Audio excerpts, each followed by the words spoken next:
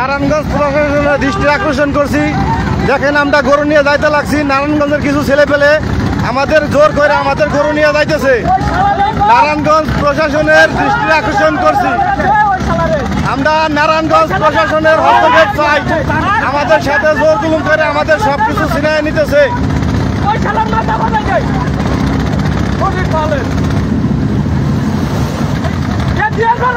Buda